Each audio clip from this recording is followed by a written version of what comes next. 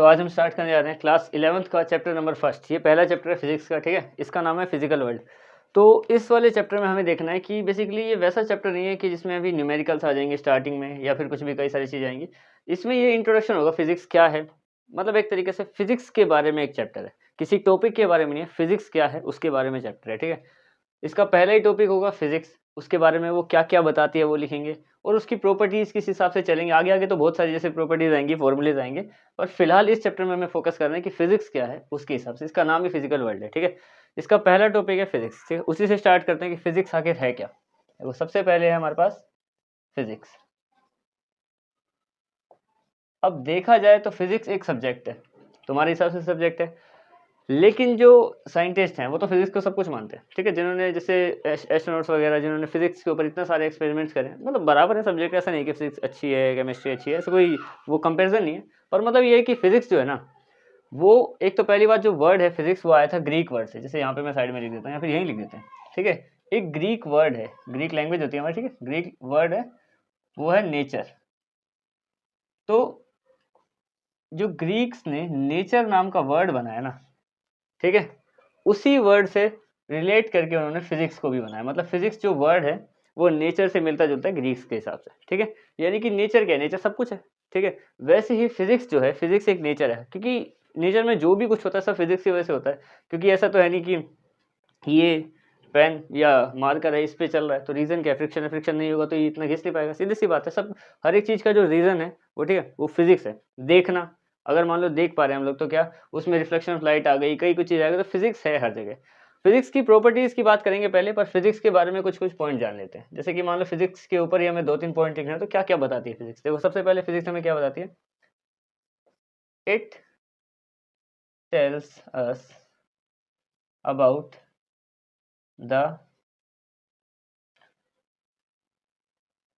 The matter and energy, tells us about how matter and energy behaves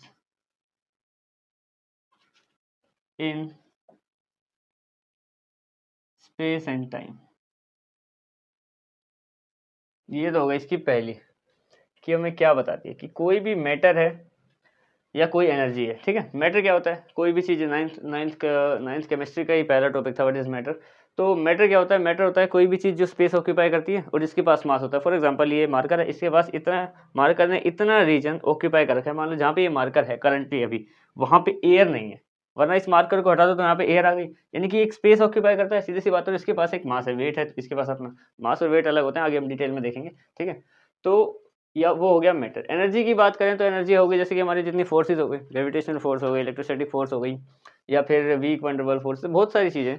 तो वो जो हैं वो दोनों, ये जिनके पास अपना मास है या जिनके पास सिर्फ एनर्जी की फॉर्म्स में है, वो दोनों बिहेव कैसे करती हैं स्पेस एंड टाइम के हिसाब से, ये हमें फिजिक्स बताती है, ठीक है। पहला पॉइंट तो ये हो गया कि कोई भी चीज़, मैटर में सारे आ गए जिनके पास अपना वेट है और जो स्पेस ऑक्यूपाई करते हैं। एनर्जी में वो सारी चीज़ें जो स्पेस ऑक्यूपाई नहीं करते पर फिर भी एग्जिस्ट करते हैं, जैसे कि ग्रेविटेशनल एनर्जी। अब ग्रेविटेशनल एनर्जी का क्या है, यहाँ से ये नीचे गिर जाएगी, वो दिखती नहीं है लेकिन इसको खींच लेती है नीचे अपनी तरफ, ठीक है। तो वो हो गई। तो वो किस तरीके से वर्क करती है, ये पहला हम मतलब एक जनरल फिजिक्स हमें बताता है, ठीक है। अब देखते हैं इसका दूसरा पॉइंट कि फिजिक्स हमें दूसरा क्या बताता है। अब फिजिक्स के बारे में दूसरा पॉइंट लिखें तो it is how and why of life. ये दूसरा पॉइंट है कि मतलब जो फिजिक्स है ना, वो how and why of life का मतलब क्या है कि फिजिक्स कैसे, जहां पे ये वर्ड आ गया कैसे, हाउ का मतलब क्या होता है कैसे, ठीक है, कि ये चीज कैसे हो गई, कैसे, ठीक है। दूसरा क्या है हमारे पास कि क्यों, क्यों हुई। इन सब के जवाब हैं असल में फिजिक्स। किसी का होने का कारण भी फिजिक्स ही है, और वो जो हो रहा है उसके बारे में अगर किसी को पता है तो वो जवाब दे सकता है उसके बारे में। वैसे जैसे मान लो कि कोई चीज़ हुई और अभी साइंटिस्ट को उसका नहीं पता लगा, तो इसका मतलब ये नहीं कि वहाँ पे कोई फिजिक्स लगी नहीं है, थोड़ा समय बाद वो ढूंढ लेंगे। पर ये है कि मतलब कोई भी चीज़ के होने का जैसे कि जो रीज़न है ना वो हमें फिजिक्स बताती है, ठीक है, या फिर वो क्यों हो रही है कैसे हो रही है वो हमें बताती है। तीसरा पॉइंट देखते हैं तो we can predict future by physics. अब यहाँ पे वो वाला फ्यूचर नहीं है जिसकी मैं बात कर रहा हूँ, जैसे कि मान लो कि कल क्या होगा या परसों क्या होगा। ऐसे तो कोई भी फ्यूचर प्रेडिक्ट कर ले कि कल अगर ये होने वाला है, लेकिन फिजिक्स हमें इस तरीके का फ्यूचर बताती है कि कोई चीज़ यहाँ से गिरना शुरू हुई, ये मान लो एक बिल्डिंग है, ठीक है, यहाँ से कोई चीज़ गिरना शुरू हुई, एक्सेलरेशन है उसमें, वो देखी जाएगी, इनिशियल एनर्जी देखी जाएगी, फाइनल एनर्जी देखी जाएगी, ठीक है, उसके हिसाब से डिस्टेंस देखा जाएगा, एस फॉर्मूले तुमने 9th में पढ़े होंगे इसके बारे में, ठीक है।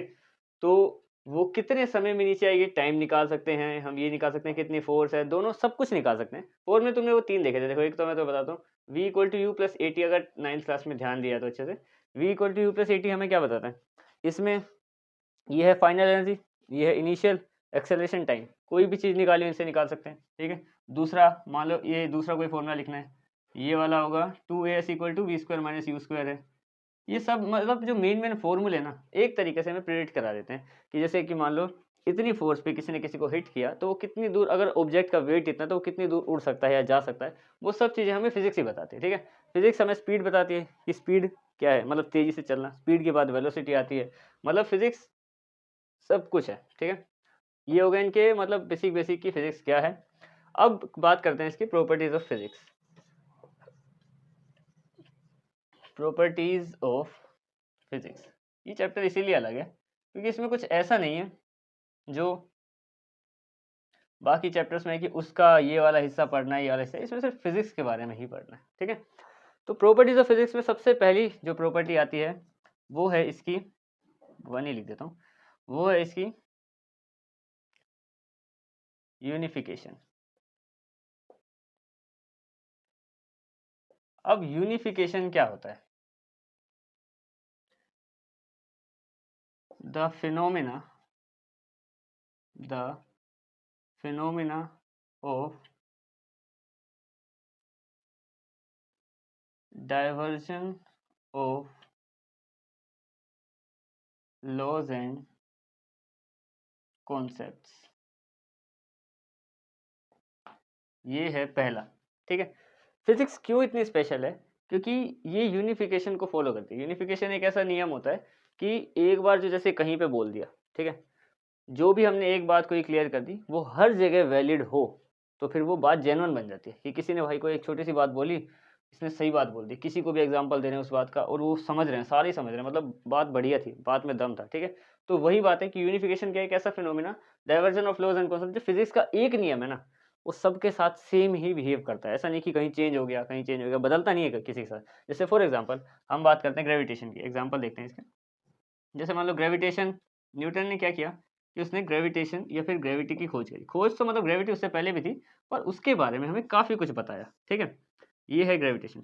अब मान लो ग्रेविटेशन, देखो न्यूटन हमारे हिसाब से ग्रेविटी क्या है, सिंपल शब्दों में देखा जाए तो कोई भी चीज़ नीचे गिर जाती है धरती की तरफ, क्योंकि होता क्या है, धरती बहुत ज़्यादा बड़ी है। जैसे मान लो ये है अर्थ, ठीक है, ये अर्थ है, इस पे कोई इंसान है, हम जरा सा उछलने की ट्राई करते हैं, वापस इसी पे आके नीचे रुक जाते हैं, ठीक है। तो इसके बीच में ग्रेविटी लगती है, ऑब्वियस सी बात है। लेकिन मान लो कहीं पे थोड़ा सा ग्रेविटेशन के बारे में ऐसे ही समझा देता हूँ, कोई दिक्कत नहीं, हम फिजिक्स के बारे में तो पढ़ रहे हैं। जैसे 2 पेन है, ठीक है, 2 पेन साइड साइड में रखे हुए हैं, तो क्या इनके बीच में ग्रेविटी लग रही है, ये हमें बताना है। इनके बीच में क्या ग्रेविटी लग रही है, बिल्कुल इनके बीच में भी ग्रेविटी लगती है। अब बोला जाएगा या सवाल आएगा छोटा सा कि मतलब जब इनके बीच में ग्रेविटी लगती है तो फिर एक दूसरे के पास क्यों नहीं जाते, सीधी सी बात है। तो रीज़न ये है कि ये दोनों ही सेम है, सेम वेट के हैं। पेन क्या कितना ही ज़्यादा एक दूसरे से भारी और हल्का हो सकता है, सीधी सी बात है। ये जो ग्रेविटेशन फोर्स है देखा जाए तो हर चीज़ को अपनी तरफ खींच लेती है, पर सबसे कमज़ोर फोर्सेस में से एक है, ठीक है। तो ग्रेविटी इतनी कमज़ोर है क्योंकि देखो यहाँ पे हमें वो कब खींच पाई, अर्थ का मास, कभी सोचा है कि अर्थ का वेट कितना हो सकता है, उसके बाद हमें अर्थ, हम इतने छोटे-छोटे इंसानों को खींच पाती है, ठीक है? अब जब अर्थ के सामने अर्थ जैसी चीज़ें आ जाएँ तो उसको नहीं खींच पाती। जैसे फॉर एग्ज़ाम्पल चाँद, चाँद हमसे बड़ा है। अब वो उस पे ग्रेविटेशन लगा रही है, जैसे सूरज है, सूरज के हिसाब से सूरज तो ख़ैर बहुत ही बड़ा है। लेकिन एग्ज़ाम्पल ये है, चाँद को नहीं खींच पा रही ना अर्थ, क्योंकि वो फिर वहाँ पे बात आती है बराबरी की, वो बड़े-बड़े लोग हैं, ठीक है? अगर अर्थ के पास कोई छोटी-सी चीज़ है तो उसको खींच लेती है अपनी तरफ, वो बड़े सिंपल सी चीज़ है, ठीक है? तो जो ग्रेविटेशन है ये वाली, ये हमें जैसे न्यूटन के हिसाब से देखें तो उसने हमें एक फ़ॉर्मूला प्रोवाइड किया था, Gm1/m2 अपॉन r², ठीक है? ये ग्रेविटेशन का फ़ॉर्मूला है। अब इसमें जो ख़ासियत है, या इसमें क्या फिज़िक्स के हर किसी नियम में जो ख़ासियत है वो सेम है, सेम होने की ही ख़ासियत है। जैसे कि मान लो ग्रेविटेशनल अप्लाई होती है, जैसे कि मान लो एक एग्ज़ाम्पल दूँ, अप्लाई होती है फॉलिंग एप्पल में मान लो कि कोई सेब गिर रहा है, फॉलिंग एप्पल सेब पे लगेगी, बिल्कुल लगेगी। दूसरा, अर्थ टू ह्यूमंस, लगेगी, बिल्कुल लगेगी। तीसरा देखो, सन टू अदर प्लैनेट्स, इसका मतलब पता है क्या, कि ग्रेविटी ना सेम है, कहीं बदल नहीं रही है, जेन्युइन नियम है ये। क्या अगर तुम्हें मान लो ये सही 9th का टॉपिक है, ठीक है, याद ही होना चाहिए इतना तुम्हें। तो ये जो है ना कि ग्रेविटी सबके लिए बराबर है। अगर मान लो यहाँ से पेन गिरा, नीचे गिरा, मैं तकिया फेंक दूंगा वो भी नीचे ही गिरेगा, ऐसा थोड़ी तकिया उड़ जाएगा। या कोई हल्की सी चीज भी फेंकेंगे, टाइम लगेगा पर नीचे जरूर रहेगी। जैसे फॉर एग्जाम्पल कागज है, कागज को मैंने फेंका, वो ऐसे ऐसे करके गिरा नीचे, ठीक है, लेकिन नीचे तो जाएगा क्योंकि कुछ ना कुछ मास है, और अर्थ इतना ज्यादा मास रखती है कि उसको आराम से खींच सकती है। ठीक है, अर्थ की बराबर की चीज है तो फिर अलग बात है, जो कि नहीं हो पाता, क्योंकि बराबर की चीज का हमने एग्जांपल यहाँ पे देख लिया। दो पेन के बीच में भी ग्रेविटेशन फोर्स लगती है, लेकिन होता क्या है, ये दोनों बिल्कुल एक दूसरे को इतने टक्कर देते हैं कि नहीं जाते दोनों किसी की तरफ। ठीक है, ऑब्वियस सी बात है। छोटा सा एक एग्जाम्पल दूं कि कोई बहुत ही फेमस आदमी आ गया, मान लो विराट कोहली आ गया, ठीक है, तो विराट कोहली के साथ अगर कोई नॉर्मल बंदा आएगा तो वो उसकी तरफ अट्रैक्ट हो जाएगा, क्योंकि उसका लेवल काफी ऊपर है। अगर नॉर्मल बंदे की एज कम्पेयर कोई नया यंगस्टर क्रिकेटर है, वो जल्दी से हो जाता है बॉन्ड। लेकिन अगर मान लो कोई दो बराबरी के बंदे हों, वो इतनी जल्दी आपस में इंटरेक्ट नहीं हो पाते, क्योंकि उनको पता है कि हम में भी वही बात है जो उसमें है। ठीक है, तो ये सीधी सी बात होती है। तो जैसे यूनिफिकेशन का मतलब ही क्या है कि ये हर जगह सेम एप्लीकेबल होती है। फिजिक्स इसलिए इतनी काम की चीज़ है। अगर बदलने लगे और दोगलापन वाली बात, फिर तो काम ही नहीं बनेगा ना। जैसे कि कोई भी नियम ले लो, अगर तुम्हें ये याद नहीं है तो ये याद हो, ओम्स लॉ अभी पढ़ के आए हो, 10th का बोर्ड दिया तुमने। तो ओम्स लॉ क्या होता है? ओम्स लॉ होता है V equal to I R. इसमें क्या है कि किसी भी सर्किट में potential difference is directly proportional to the current, where R is the resistivity constant, मतलब आर एक रेजिस्टिविटी कांस्टेंट है हमारा। ठीक है, और कंडीशन ये होगी कि टेम्परेचर और प्रेशर कांस्टेंट होने चाहिए उस कंडीशन में। तो जो पोटेंशियल डिफरेंस है वो करंट के इक्वल है। अब मान लो इसी से ही V के कई अलग अलग फॉर्मूले बने हुए हैं, ठीक है, तो क्या वहां से कुछ वैल्यूज निकालने पे ये अलग हो जाएंगी? ये ऊपर जो मैंने दो फॉर्मूले लिखे, इन दोनों की ही बात कर लेते हैं। इसमें क्या है कि कोई चीज अगर जैसे इस फॉर्मूले से V की वैल्यू ये आई, तो क्या इस फॉर्मूले से V की वैल्यू वो नहीं आएगी? वही आएगी, बिल्कुल उसी को वही आना पड़ेगा, क्योंकि फिजिक्स है हर जगह सेम रहती है। ठीक है, ये हो गया इसका यूनिफिकेशन का। अब इसका दूसरा नियम देखते हैं, वो है रिडक्शनिज्म। देखो रिडक्शन क्या होता है? रिडक्शन होता है बेसिकली किसी भी चीज को कम करना, रिड्यूस करना। ठीक है, रिडक्शनिज्म एक दूसरी बहुत इजी चीज है। मतलब ये है ना, इसकी वजह से फिजिक्स में भी बहुत जान है। इसको हार्ट ऑफ फिजिक्स कहते हैं, इसको, इस वाले नियम को कहते हैं हार्ट ऑफ फिजिक्स। क्योंकि अगर ये ना हो ना तो फिर तो इंसान फिजिक्स की तरफ आसानी से अट्रैक्ट ही नहीं होगा। क्योंकि देखो, अगर मान लो हम पहले वी वी है हमारे पास फाइनल वेलोसिटी, यू क्या है हमारे पास इनिशियल वेलोसिटी, ये ए क्या है एक्सेलरेशन, एस क्या है डिस्टेंस, एक एक करके जब हम इनके बारे में स्पेशली नहीं पढ़ेंगे तो एकदम से ये फॉर्मूला कैसे दिमाग में आएगा? ये तो आएगा ही नहीं कभी दिमाग में, ये तो बहुत बड़ी चीज होगी फिर तो। ठीक है, वैसे ही जैसे कि मान लो ये हो गया हमारे पास, ये फोर्स है, ठीक है, ये ग्रेविटेशनल कांस्टेंट है, ये mass of first object, mass of second object, और ये डिस्टेंस। ठीक है, तो इसका मतलब क्या है कि जब एक एक चीज को हमें नहीं पता हो कि एम को मास बोलते हैं, या इसको इसको मतलब जो आर है, आर यहाँ पे डिस्टेंस को शो कर रहा है, ये एफ फोर्स है, तो फिर हम कैसे पढ़ पाएंगे एकदम से ये पूरा फॉर्मूला? वो मुश्किल है ना। तो रिडक्शनिज्म जो हार्ट ऑफ फिजिक्स है वो कहती क्या है? वो कहती है या फिर द फिनोमेना लिख देते हैं, द फिनोमेना, द फिनोमेना, अभी क्या कर रहा हूँ, स्पेलिंग गलत कर दी, the phenomena of of break ही लिख देते हैं, या फिर स्टडी लिख देते हैं, study higher and complex properties and terms of physics, terms of physics in simple parts, simple parts.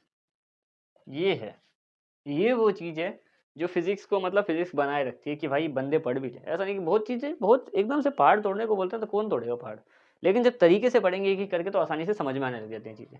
जैसे कि अब मान लो ये हो गया शादियों में लगने वाला बाहर जनरेटर, ये है भाई हमारे पास जनरेटर। अब इसके बारे में भाई दूर से देखने में कैसा लगता है कि जनरेटर होगा, भाई क्या क्या होगा इसके अंदर, समझ में नहीं आएगा, इतनी सारी चीज़ें। लेकिन जब हम इसको पढ़ने लगते हैं तो हम सीधा जनरेटर ही नहीं शुरू कर देते। हम क्या करते हैं, हम स्टार्ट करते हैं इसको ब्रेक करना। जैसे कि ब्रेक करके हमने बना दिया पहले आर्मेचर, आर्मेचर हो गया भाई, आर्मेचर होगा, बिल्कुल होगा। दूसरा होगा उसके अंदर फील्ड मैग्नेट्स होंगे, फील्ड मैग्नेट्स भी लगा होता है बिल्कुल, ठीक है। तीसरा हो गया, क्या होगा उसमें, स्प्लिट रिंग्स होंगे। ये जो मैं तुम्हें बता रहा हूँ ना, ये तुम अभी 10th में पढ़ गया हो, इसलिए मैंने इस जनरेटर का एग्जांपल लिया, ठीक है। स्प्लिट रिंग्स होंगे उसमें। और क्या होता है, और पढ़ा होगा तुमने ब्रशेस, ये, इसके अलावा मैग्नेट, मैग्नेट नहीं, सेल बैटरी भी लगी होती है। तो ये सारी चीज़ें होती हैं, ठीक है।